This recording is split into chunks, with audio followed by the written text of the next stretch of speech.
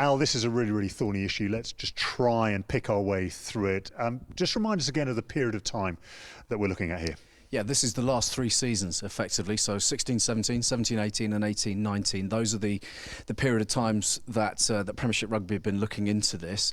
There will be a handful of people wondering why we're seeing sanctions and penalties now for things that may or may not have happened 2 years ago. The answer to that is that new information came to light during this period, much of it driven by the British press. That forced Premiership Rugby into action. They delved deeper, they handed it over to the independent panel, and this is the decision that has been made for now. We can read nothing into what Saracens are or aren't up to this season. People might assume that nothing's changed from the last, but we don't know that for sure. This season will only be established, the rights and wrongs of it, at the end of the season. And Austin, there's an emotional and ethical impact on this as well, isn't there? Yeah, it's not just legal, like you said. I think the legality of it all, we'll find out more after the appeal, obviously, and everything that we state now is obviously appeal pending, but they're in breach of the salary cap regulations, which are from Premiership Rugby. Are they in breach of any English law? Another question to be answered.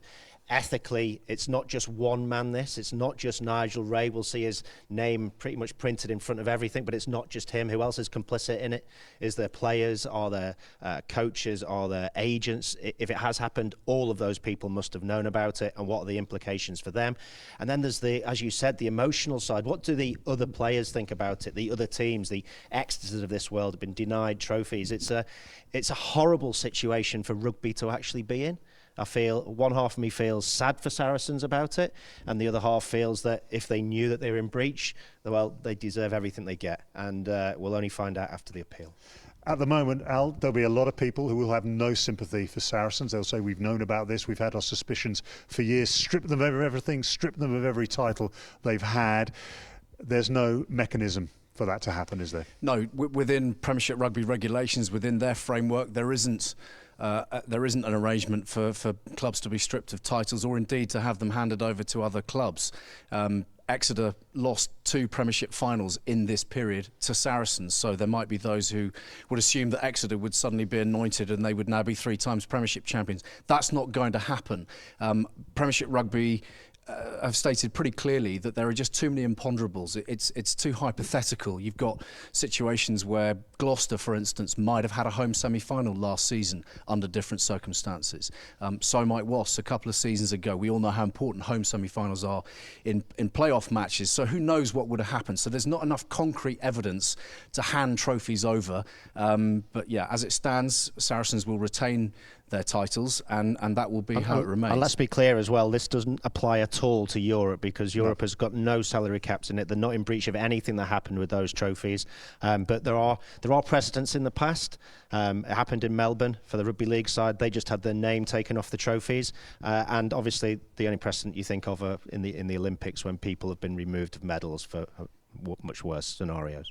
Al, let's just have a look at this situation of the appeal.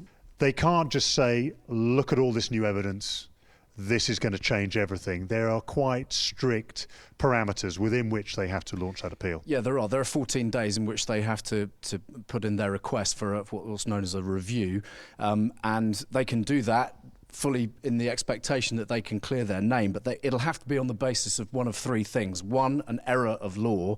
The second thing is whether the decision is proved to be irrational, and the third is procedural unfairness. Now, those last 2, I would suggest that there's a lot of grey area there. Important to note as well that there will be a new panel convened. It's not going to be the same panel looking at the same evidence. There'll be 3 new people who are appointed to the panel. And as regards timing, it's pretty much anyone's guess. Premiership Rugby say that they expect to have it cleared up by the start of the new year, or early in the new year. But I mean, we all know legal processes are never swift.